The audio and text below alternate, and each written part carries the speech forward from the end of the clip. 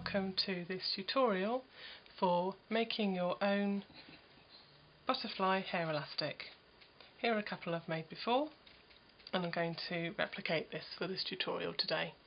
And you can see on the back that's how it's attached, and pop that in your hair, it makes it look lovely. So this is what you'll need to make your project. Some yarn. I'm going to use pink today, so I'm using DK yarn or double knitting yarn, which is a light worsted weight. Some hair elastics, so there's a lot of choice of colours that you can choose. Today I'm going to choose this one to go with my pink. Later on you'll need a pair of scissors and a darning needle, and that's for sewing up and also cutting off the final ends, and of course your trusty crochet hook. I use a 4mm which is perfect for this size of yarn. So let's get started. First thing we're going to do is create a slip knot. There are many ways of doing this. That's my way of doing it. And we chain 10. 2, 3, 4, 5, 6, 7, 8, 9, 10. We're going to create a ring from this 10 chain, and from that we need to double crochet into the first chain on the hook. You can see the hole there, so we'll double crochet into that, and that's now created quite a large ring, and this is what we're going to work around with all the next stitches in the first round. This tail, what I'm going to do is actually crochet around the tail as well, and what this does is it secures it into the work, and also, in a plus side, actually stops you from having to sew it in afterwards. So first part of this pattern is chain 2 and double crochet 2 into the ring. So that's 1 and 2, and then chain 2. So what we have here is what looks like 3 double crochet, because that first chain 2 has created the illusion of a double crochet, and 2 chain. The whole pattern of this round is 8 of the same, so we're going to replicate that again, going over the tail using 3 double crochet, 1, 2, 3, and 2 chains, and repeat again, 1, 2, 3, and 2 chains. I'm going to do the rest now, and I'll join you in a moment. So you can see I've created 7, we'll just count them. 1, 2, 3, 4, 5, 6, 7. You'll see they're quite uneven, but that's absolutely fine. It will sort itself out in the next round. And I also need to do 8, but there isn't a lot of room. So all you simply do is pull the stitches you've already done across the ring, so you've now got some room. So here we go. My last 3 double crochet and 2 chains. Now we need to join this together to complete the round, and you'll see the first stitch here, which is the original double crochet. We're going to slip stitch that by inserting into both sides of the stitch with the hook. Try that again.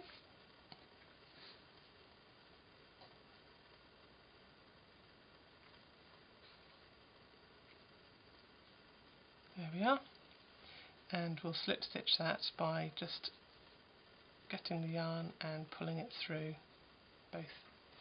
So there we are. I'm just going to lift that so I can remove my hook, and you can now see you can manipulate it a little bit, but to be honest it doesn't matter because the next round will sort that out. But I am going to remove this tail now. Because it's been crocheted around, I can now remove it without it fraying. So I'll just snip that with my scissors. That's gone. So now we can move on to round 2. So for round 2, I'm going to pop my hook back in to my work. Now my stitches start here, but I actually want to start the round at the first chain space that we created on round 1, but there's a little distance of a couple of stitches before I can get there. So how we do that is you go into the first stitch and you slip stitch it, and into the second stitch as well, and then slip stitch that too. What that does is it allows you to travel along without building any extra height, because we don't want that, otherwise it'll look a little lopsided. So now I'm in the place I want to be. So we need to do a sequence of stitches which are as follows: double crochet, treble crochet, half double treble, which is yarn over twice, and then pull through the first 2 and pull through all 3 remaining ones, treble, and ending with another double. And you can see that that has created like a petal. I'll just repeat that. So go to the next chain space and do double, treble, half double treble, treble, and a double. I'm just going to continue along this round and see you when we get to about here. So you can see I've now created 7 of these petals, 1, 2, 3, 4, 5, 6, 7, and I've just got the last one to go for the remainder of this round. So you find the last chain space, and same as before, a double, a treble, a half double treble, which is 2 yarns over, through and then through 2 of the first and through the remaining 3, another treble, and finally a double. All we need to do now is to slip stitch into the first stitch of the first petal, which is just there, a little bit tight, there we are, and I also do chain 1 to secure. Now what I'm going to do is create quite a long tail before cutting,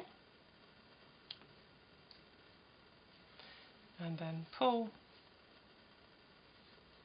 the tail through and pull to secure. So this is pretty much a finished butterfly. I know it doesn't look like a butterfly, but it will. So what we need to do firstly is to sew this in properly so we can get on to the next stage. So I'm going to turn the flower over, so this is now the wrong side showing. Get my darning needle and just quickly thread that. There we are. Just going to make a couple of stitches through into the wrong side so it doesn't get seen.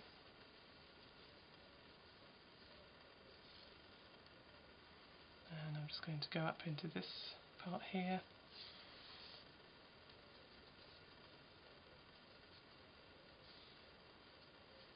And back on myself. There we are. And cut that down.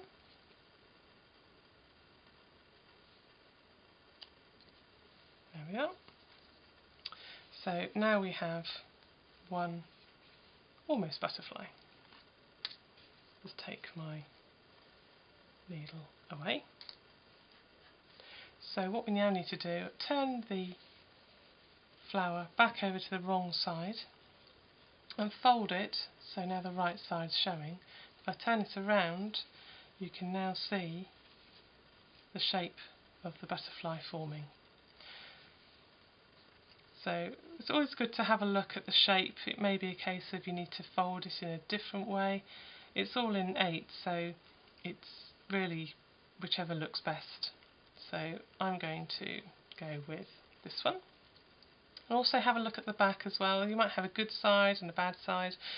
In my opinion, this is a better side, so I'm going to have this as the front, and this will be the back where my elastic will sit. So take your long tail that you've just cut off, and using one side of it, we're going to secure a double knot around the centre of the butterfly. And what I like to do is leave a good couple of inches tail, and we'll then get the elastic. My elastic, all I need to do now is hold the elastic to the wrong side, and we're going to wrap the long part of the tail around and through the elastic so it goes around the centre of the butterfly, and keep doing this until you run out of yarn. What I like to do as well is start, so I'm looking at the elastic. Now it's definitely in place. I'm going to turn it over, because this is the right side, just to make sure that this is nice and even. What I also like to do is make the edges slightly tighter than the middle, and it gives it a nice shape.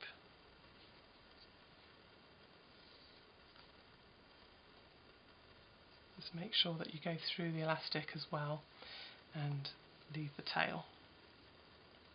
You'll need that in a minute.